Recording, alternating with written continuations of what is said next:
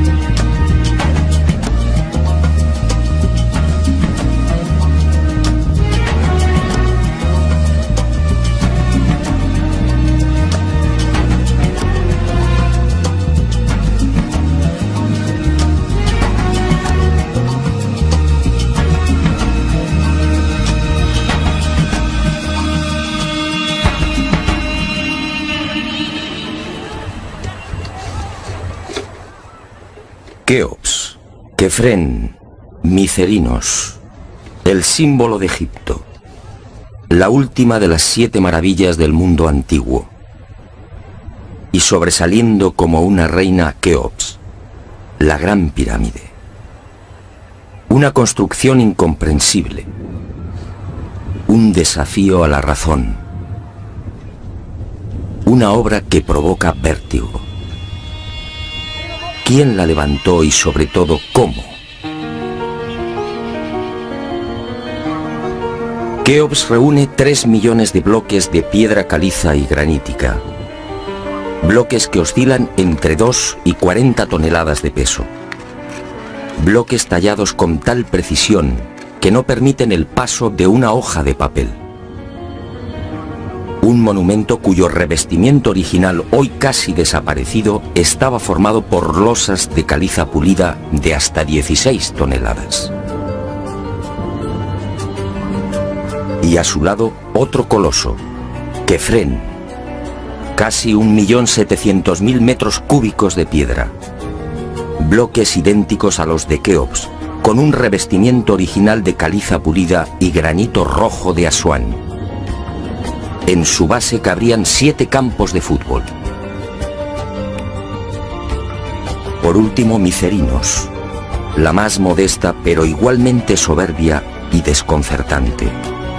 Su altura equivale a un edificio de 20 plantas. Hoy la tecnología tendría graves dificultades para alzar y depositar esos bloques de piedra.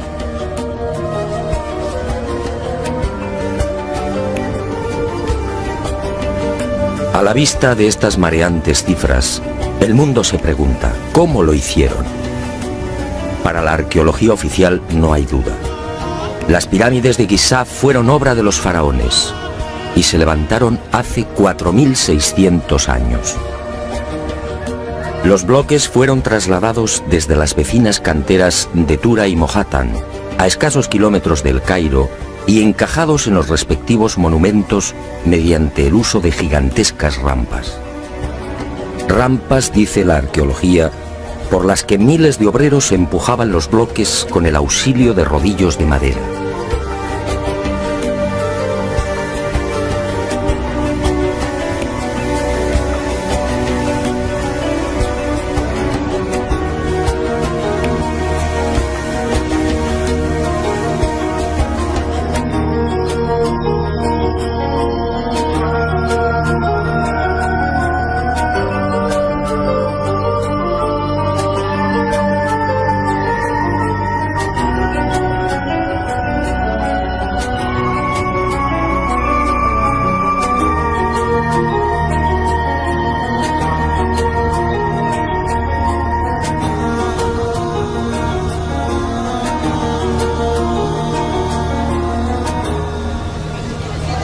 Pero la célebre teoría de las rampas, divulgada en el siglo XX por el arqueólogo alemán Ludwig Borchardt, no termina de convencer a cuantos hemos tenido el privilegio de pisar la meseta de Giza y contemplar estos 3 millones de bloques.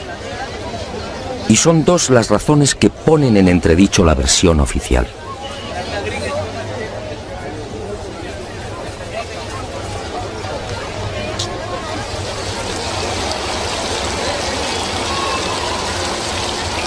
Según los arqueólogos, la Gran Pirámide fue construida por Keops, el faraón que reinó entre los años 2590 y 2567 a.C. Basta un sencillo cálculo para comprobar que en esos 23 años de reinado, los trabajadores tuvieron que mover y elevar hasta las correspondientes hiladas un total de 357 bloques por día. 357 moles de piedra con pesos que oscilan entre 2.000 y 40.000 kilos. 357 gigantescos sillares en 12 horas. Es decir, un bloque cada 2 minutos. Por mucha mano de obra que pudiera reunir Keops, la empresa en cuestión resulta más que dudosa. Y no solo por el arduo problema de organización, sino sobre todo por las evidentes dificultades técnicas a la hora de izar y encajar estos monstruos de caliza, granito y mármol. Los arqueólogos más conservadores se defienden escudándose en lo escrito por Heródoto en el siglo V a.C. Según el padre de la historia, los bloques eran levantados de grada en grada con el concurso de una serie de máquinas formadas por maderos cortos.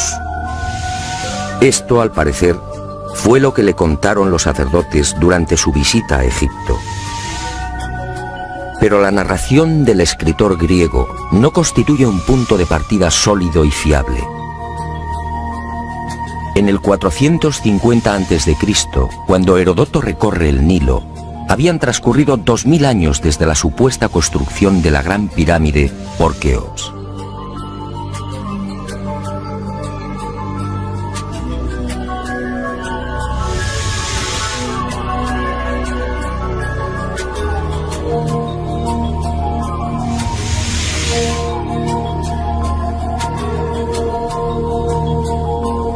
Heródoto no menciona las rampas, ni se atreve tampoco con el espinoso problema de los 357 bloques por día.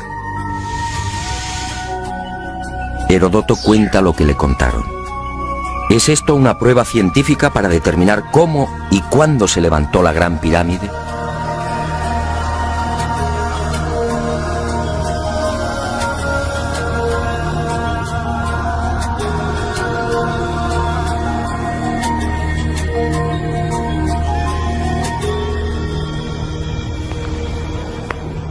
Pero existe una segunda razón de mayor calado que hace dudar de lo establecido por la arqueología. Hace 4.600 años, cuando los arqueólogos fijan la construcción de la Gran Pirámide, el Valle del Nilo justamente despertaba al periodo neolítico.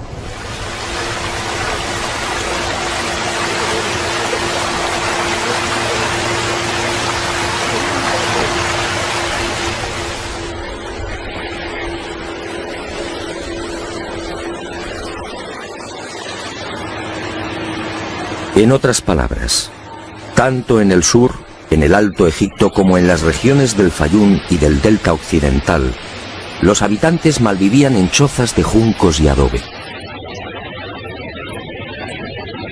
Se hallaban todavía en la Edad de Piedra, con un precario desarrollo agrícola y un incipiente pastoreo.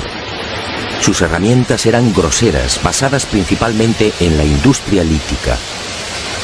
Sería 3 siglos después, hacia el 2300 a.C., cuando estos pueblos entrarían en la Edad del Bronce. Y surge la primera gran contradicción. Si Egipto cambia la piedra por el bronce en el 2300 a.C. aproximadamente, ¿cómo pudieron levantar la Gran Pirámide 300 años antes? ¿Con qué herramientas? ¿Con qué clase de conocimientos? ¿Cómo explicar semejante salto cualitativo?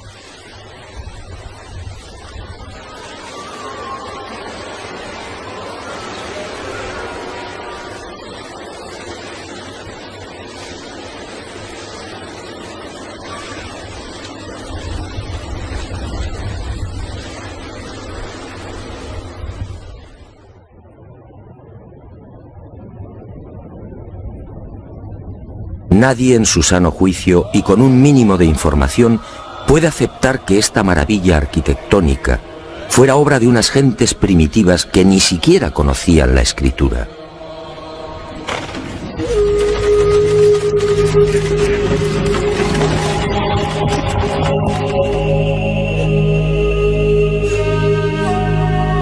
El testimonio de Heródoto, en efecto, deja mucho que desear. Hoy cualquier arquitecto o ingeniero comprende de inmediato las graves dificultades técnicas que debieron superar los constructores de la Gran Pirámide. Las cámaras, galerías y los mal llamados conductos de ventilación exigen unos profundos conocimientos matemáticos y arquitectónicos.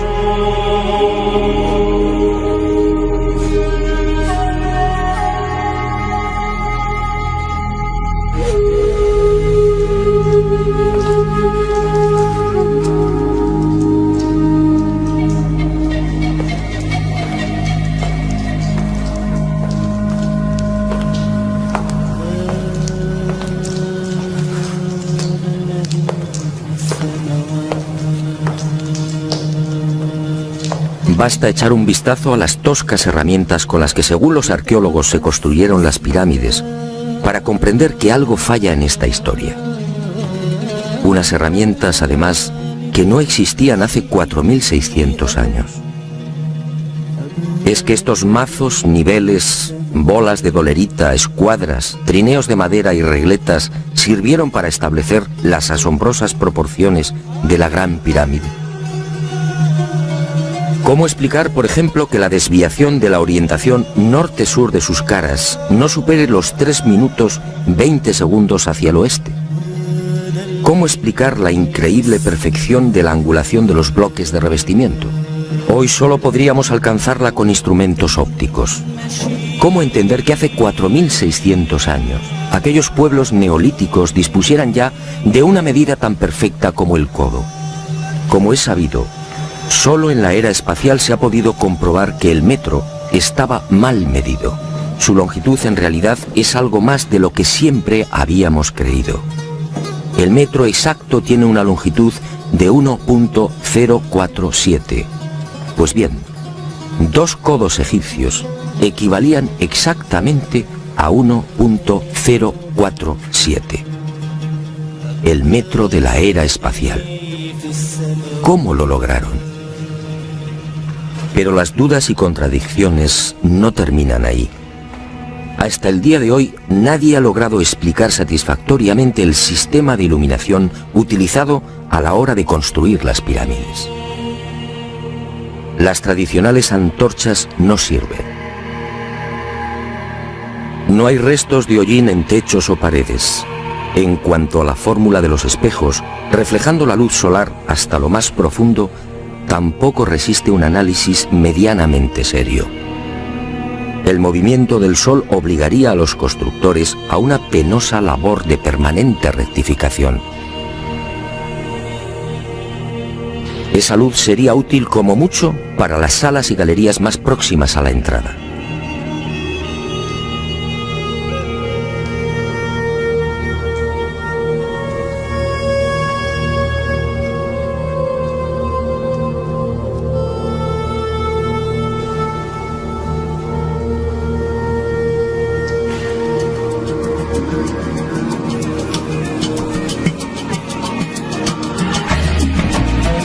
Las explicaciones de los arqueólogos tampoco convencen cuando alguien pregunta por el método utilizado para cortar los enormes bloques de granito.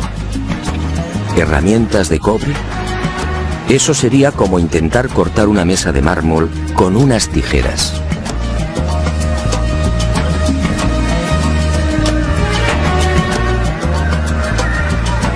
Y otro tanto sucede con el asombroso y enigmático pulido de los vasos de diorita y granito. ¿Qué clase de taladro utilizaban para que la cara interior ofrezca el mismo pulido que la exterior? ¿Cómo lo lograban si por las bocas de estos panzudos vasos no cabe siquiera la mano de un niño? Y otro detalle estremecedor. Al examinar el pulido de estos vasos y platos, los expertos han comprobado que a cada vuelta la presión ejercida era 500 veces mayor que la obtenida en la actualidad con los poderosos taladros de punta de diamante artificial. Y de nuevo la gran interrogante. Si muchos de estos vasos han sido fechados en el 2600 a.C., ¿quién los fabricó? ¿El hombre de la Edad de Piedra? Evidentemente no.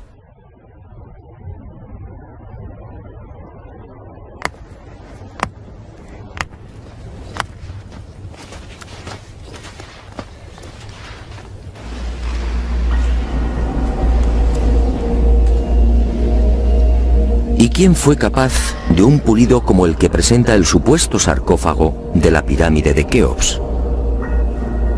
El acabado en el bloque de granito resulta imposible para un hombre del Neolítico. Mientras las esquinas aparecen absolutamente cuadradas, el índice de imperfección de la superficie del sarcófago no llega a 2/10 de pulgada. Es decir, la 10ª parte del espesor de un cabello humano. Esa perfección en el trabajo sobre la negra y dura diorita alcanza su máxima expresión en la estatua del citado faraón Kefren, hallada en el Templo del Valle, junto a la pirámide que lleva su nombre. El pulido de la misma es tal que solo cabe el silencio.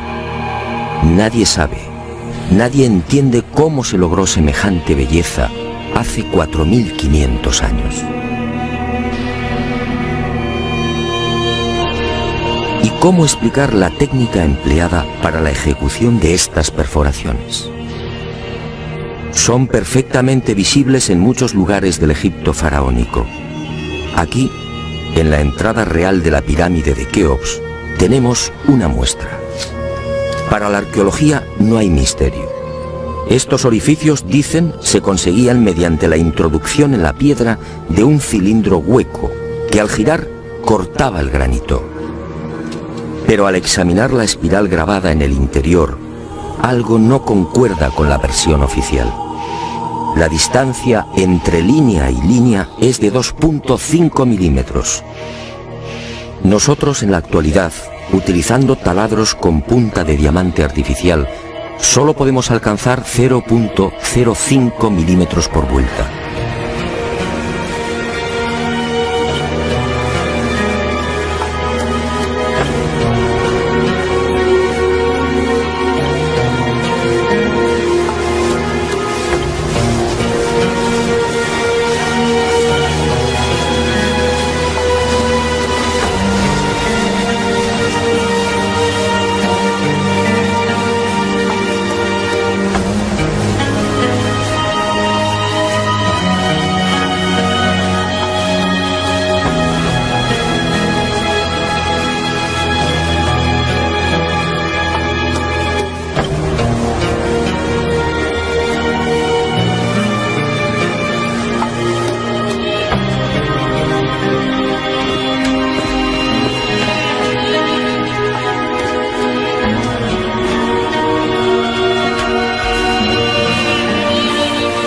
cómo desarrollaban aquellos primitivos egipcios semejante presión y fuerza con un simple cilindro hueco.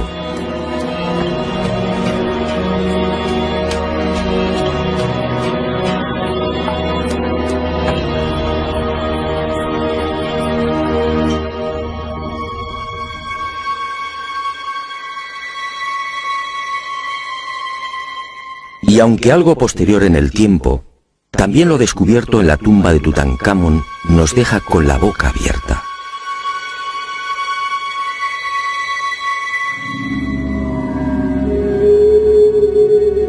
Cuchillos inoxidables, sandalias y manoplas de oro,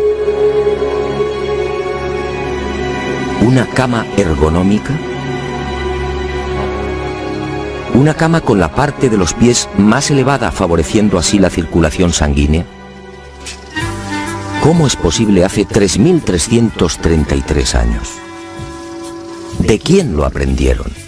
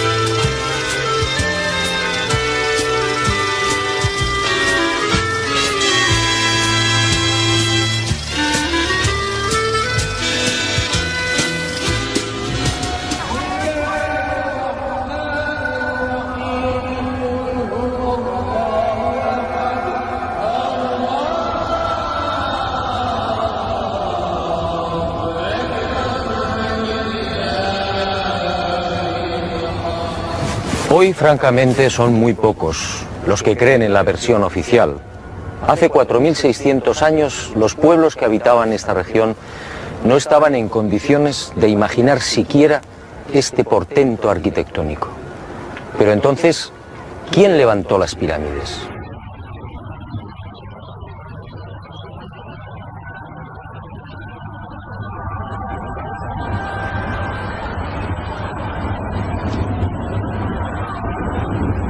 Una primera pista aparece en esta estela de piedra. Una estela depositada en la sala 42 del Museo del Cairo y que muy pocos turistas se detienen a contemplar. La arqueología la denomina la estela del inventario. Se trata casi con seguridad de una copia de otro texto mucho más antiguo. En ella se lee un párrafo demoledor que deja sin argumentos a los arqueólogos. Dice así: el faraón Keops fundó la casa de Isis, señora de la pirámide, detrás de la casa de la Esfinge. ¿Señora de la pirámide? ¿Quiere esto decir que la gran pirámide ya existía cuando Keops llegó al poder?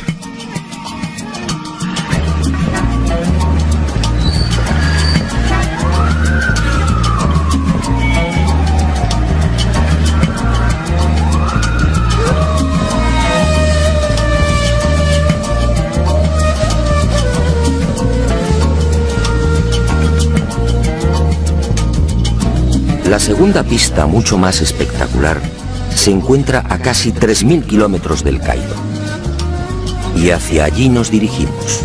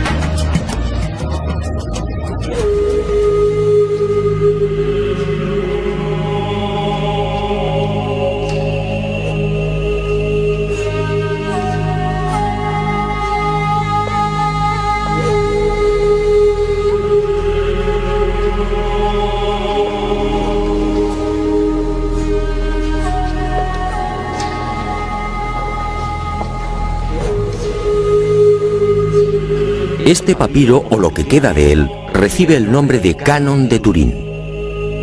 Fue descubierto en 1822 por el viajero italiano Bernardino Drobetti en la antigua ciudad egipcia de Tebas. El propio Champollion lo tradujo, concediéndole una singular importancia. Pero la arqueología ha preferido ignorarlo. Y no es de extrañar a la vista de su contenido. Esta escritura hierática procede de la época del no menos célebre Ramsés II, entre los años 1290 y 1224 a.C. Para algunos, el faraón que persiguió a Moisés. En total, 160 fragmentos correspondientes a 11 hojas escritas hace 3200 años y en las que se lee una extraña lista de reyes. Una lista de reyes egipcios imposible para la ciencia. Imposible, sí, porque de aceptar lo manifestado en este documento arqueológico, la cronología faraónica se vendría abajo. ¿Y qué dice este papiro de 1,70 metros de longitud? Sencillamente que en un lejano pasado, Egipto fue gobernado por unos seres mitad hombres, mitad dioses, que recibían el nombre de Sensuhor, los compañeros de Horus. La lista de estos misteriosos reyes sitúa el primer gobierno en el Valle del Nilo, no durante el faraón Menes hace 5000 años como afirma la arqueología, sino mucho más atrás en el tiempo, concretamente hace 11.000 años. Esta desconcertante y revolucionaria lista de reyes aparece ratificada en buena medida por otra historia igualmente despreciada por los arqueólogos.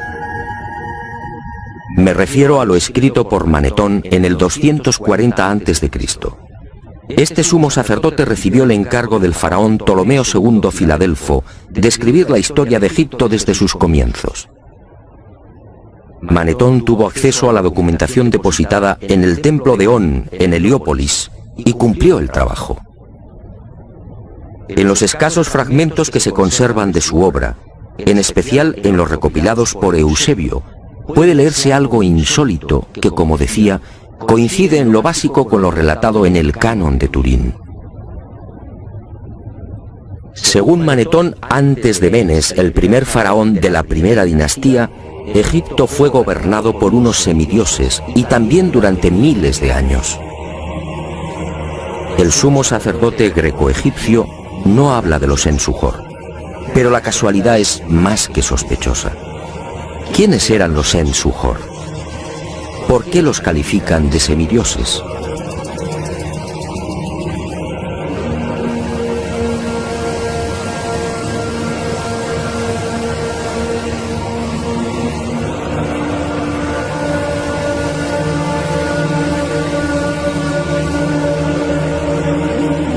Para los arqueólogos más conservadores, los Sensuhor y la información suministrada por Manetón son pura fantasía. Y aparentemente tienen razón. Si Egipto fue gobernado hace 11.000 años, ¿dónde están las pruebas y los vestigios arqueológicos que deberían delatar a esas culturas? ¿O están ahí? ¿No será que la arqueología no los quiere ver?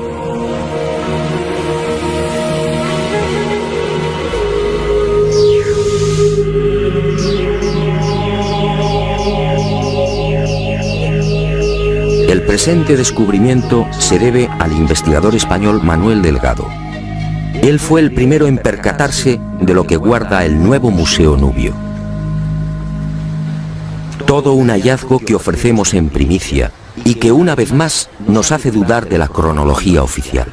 Este huevo de avestruz fue descubierto en la tumba 96 del cementerio 102 en Nubia por el arqueólogo inglés Cecil Malaby Firth. El hallazgo tuvo lugar en 1907, pero dada su naturaleza, fue silenciado. Alguien dibujó sobre él y lo depositó junto al cadáver. Evidentemente se trataba de un objeto muy querido por el difunto. En una de las superficies pueden apreciarse los dibujos de un avestruz y algunas plantas. En la opuesta, oh sorpresa, otra escena imposible: el curso del río Nilo y las siluetas de unas construcciones muy familiares.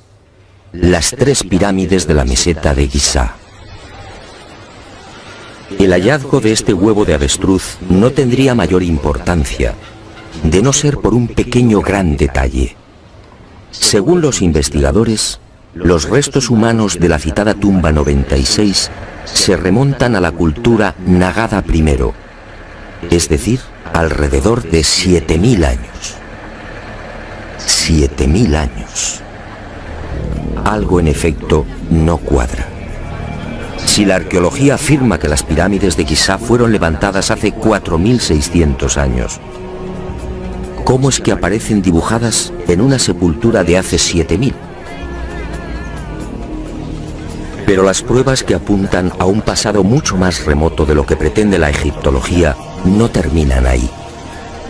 En 1991 volvió a encenderse la polémica. Esta vez el protagonista fue Abu el-Hol, el padre del terror, nombre dado por los naturales de la región a la mítica esfinge.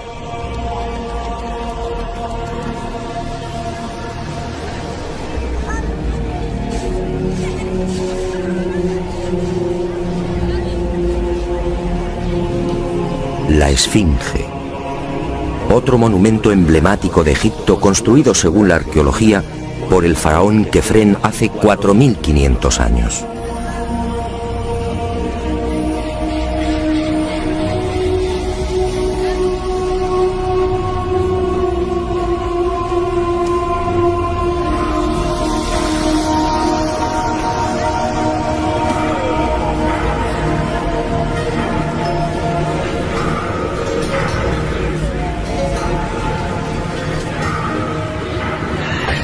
Lo que hoy podemos contemplar tiene escasa relación con la estampa original. En el pasado se hallaba totalmente pintada. El cuerpo de león en rojo y el tocado de la cabeza en azul, con rayas horizontales en amarillo. Portaba una barba postiza y por delante de esa barba aparecía una estatua a tamaño natural. Durante la invasión de los mamelucos, la esfinge fue cañoneada y la nariz destrozada. 4.500 años. ¿Por qué la arqueología sitúa la construcción de la esfinge en esa época?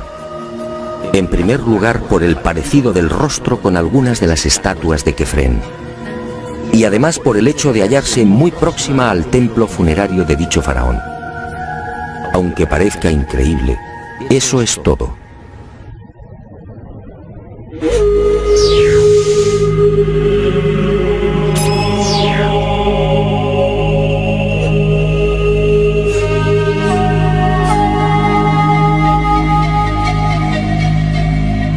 Y en 1991, como decía, los arqueólogos fueron arrinconados de nuevo contra las cuerdas.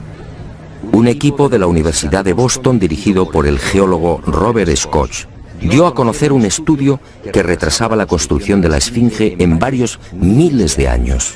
Mediante la utilización de ondas sonoras y micrófonos especiales, los geólogos norteamericanos exploraron las rocas que forman parte de la esfinge. El resultado fue asombroso. La zona delantera del monumento y parte de las paredes del foso que la rodea presentan una erosión de 2 metros de profundidad, provocada por las lluvias. En la época de Kefren, supuesto constructor de la esfinge, esta región era un desierto. La única explicación a esa erosión acuática hay que buscarla en un clima especialmente húmedo, entre el 5000 y el 7000 a.C. Casi mágicamente hemos llegado a un punto que ya fue contemplado en uno de los anteriores capítulos de este planeta encantado. ¿Recuerda?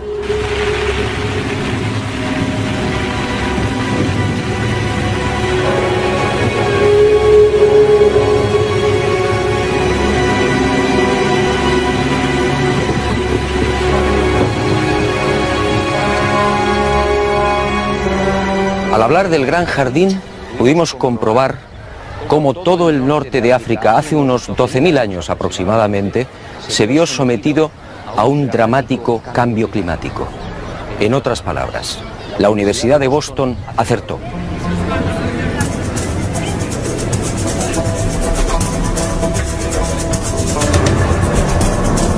Fue a partir de esa época, hace ahora unos 8000 años, cuando los monzones perdieron fuerza y el Sáhara entró en un lento pero progresivo proceso de desertización.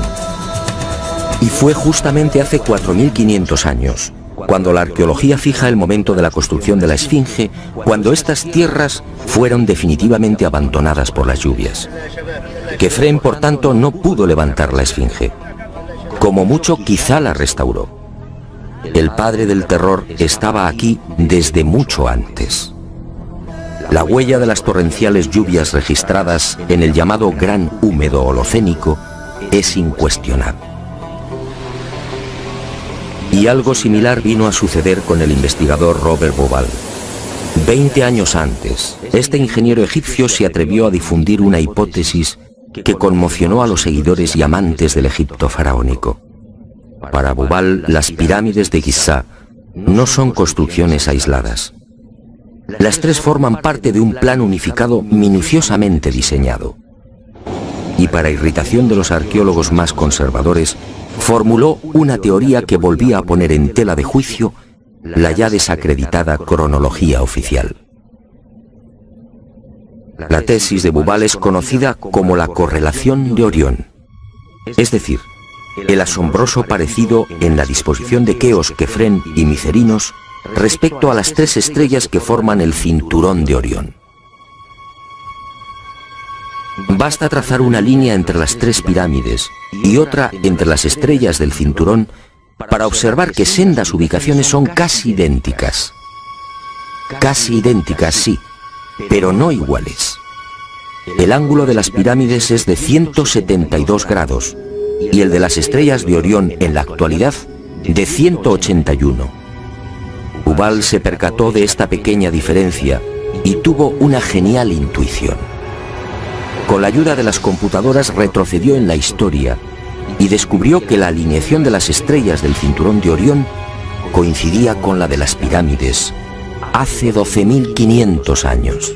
No son demasiadas coincidencias. Por un lado, la geología demuestra que la Esfinge tuvo que ser construida en pleno Gran Húmedo, es decir, hace más de 9.000 años. Por otro, el papiro de Turín y Manetón aseguran que unos semidioses gobernaron el valle del Nilo hace 11.000 o 12.000 años, quizá más. También el huevo de avestruz hallado en la tumba 96 en Nubia nos dice que las pirámides existían ya hace 7.000 años, y la tesis de Bauval pone punto final, insistiendo de nuevo en esa misteriosa fecha: 12.500 años.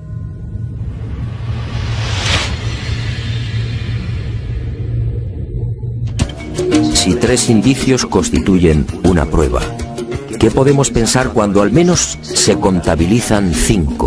5 indicios, sí, de momento.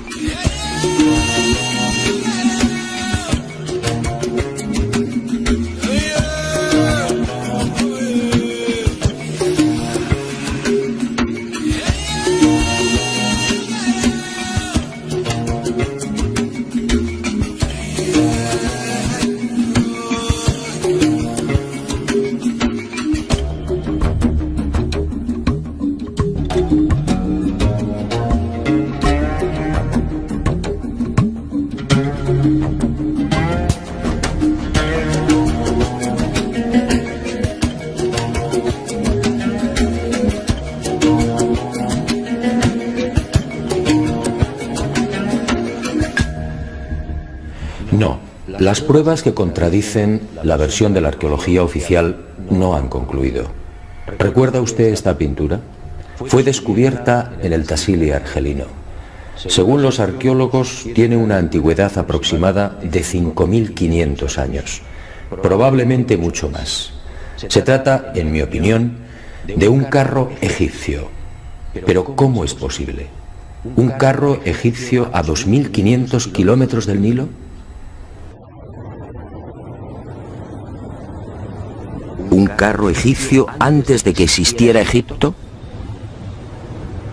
Si la arqueología dice que el primer faraón de la primera dinastía empezó a reinar 4.920 años antes del presente, ¿cómo explicamos esta pintura, datada mucho antes? No fue la única. En mis investigaciones por el Sáhara pude descubrir cientos de ellas. En 1982, una síntesis de los trabajos de Henry Lott sacaba a la luz un total de 600 carros pintados o grabados. A estos hay que sumar otros 400, distribuidos por Mauritania, Marruecos, Argelia, Libia, Mali y Níger. Más de 1000 carros pintados o grabados a 2000, 3000 y 5000 kilómetros del Nilo. ¡Qué extraño! Carros y conductores típicamente egipcios. Perfiles, tocados y vestiduras son elocuentes. Carros y personajes egipcios en el corazón del Sáhara. Cuando interrogué a los arqueólogos, la mayoría se encogió de hombros. A decir verdad, estas pinturas no son cómodas. Algunas han sido fechadas en una época en la que, según la arqueología, carros y caballos no habían hecho acto de presencia en Egipto.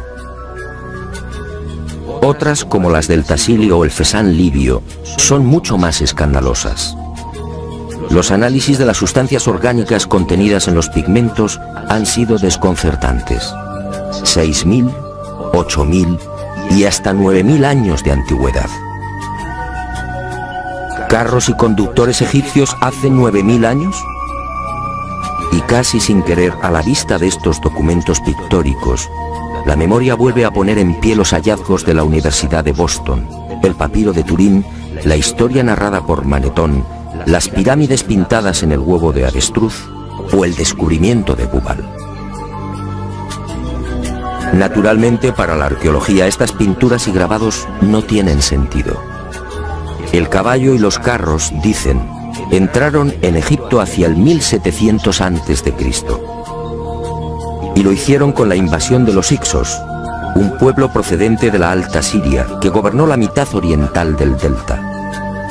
Nuevo y grave error de la arqueología. El caballo y los carros, como demuestran estas pinturas y grabados, ya existían en el Sáhara mucho antes de la XIII dinastía.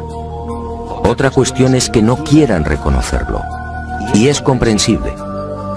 Si los egipcios y su cultura proceden del Sáhara, ¿en qué queda la supuesta hegemonía del Egipto faraónico?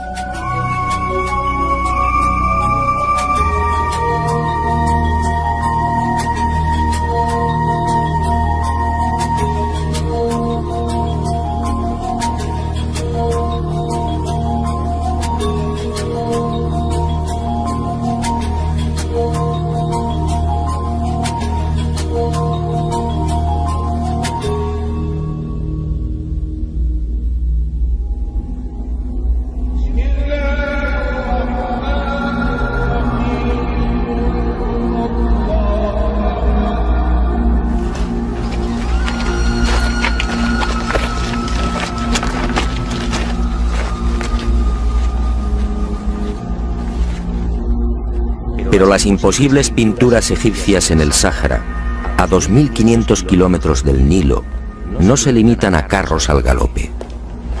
Otras, para desconcierto e irritación de la arqueología, presentan escenas muy diferentes. Ofrendas. Personajes adornados con el ureus, la serpiente sagrada sobre las cabezas.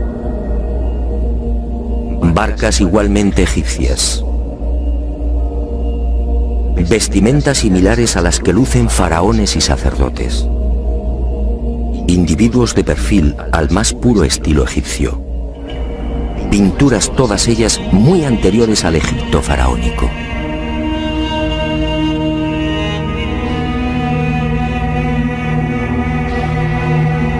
¿Barcas egipcias en pleno desierto? Si estas pinturas, como aseguran los confusos y confundidos arqueólogos, fueran tan solo el testimonio de la influencia de la 18 dinastía en esta remota parte del Sáhara, ¿cuál sería el sentido de las mismas? En esa época, durante la 18 dinastía, hace 3500 años, esta zona era un desierto idéntico al que ahora vemos. ¿Barcas en un infierno de piedra y arena? ¿Y por qué ignoran la datación? Si estas pinturas se remontan a 9000 años, entonces las barcas sí están justificadas. En esa época, como se recordará, El Sáhara era un jardín, con ríos tan anchos y caudalosos como el actual Amazonas. Pero las extrañas coincidencias van más allá. En esta tumba, a lo largo de más de 120 metros, hace 3100 años, Ramsés III mandó pintar lo que se conoce como el Libro de las Puertas, una especie de cartografía del más allá, una síntesis de la religión del inframundo, la religión del río infernal, la religión que partió del Sáhara y que posteriormente, con las migraciones, apareció entre los guanches, los íberos y los etruscos. ¿Casualidad? ¿Y qué decir de los cientos de representaciones de la vaca sagrada Hathor, del buey Apis o del carnero Amón, todos egipcios con el disco solar entre los cuernos? ¿Cómo explicar que estas mismas imágenes podamos encontrarlas en las pinturas y grabados rupestres de Marruecos, Libia o Argelia? Grabados y pinturas, no lo olvidemos, de 9.000, 10.000 y 12.000 años de antigüedad, es decir, muy anteriores a los bóvidos egipcios. Para el que lo quiera ver, está muy claro. El dios Sol o Amón-Ra de los egipcios, el Achamón de los guanches o el Baal-Jamón de los fenicios tienen un origen común: el profundo y olvidado Sáhara.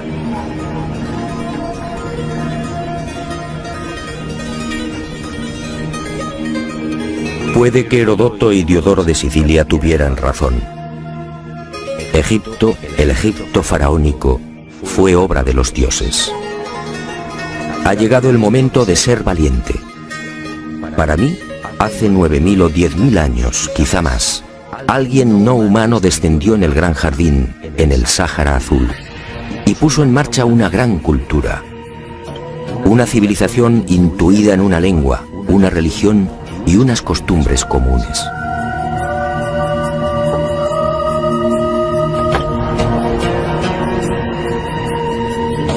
Esos seres, esos dioses de cabezas redondas pintados en Tassili, podían proceder de Orión.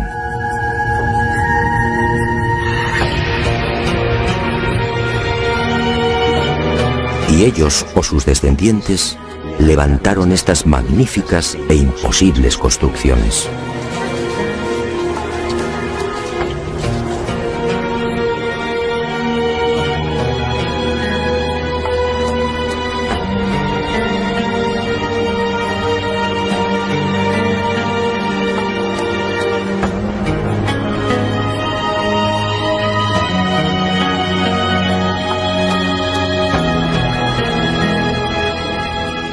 ¿Cree usted que se trata de un sueño? Schopenhauer decía que toda verdad, al nacer, es ridiculizada y perseguida. Demos tiempo al tiempo. Algún día el hombre se verá obligado a escribir de nuevo la historia.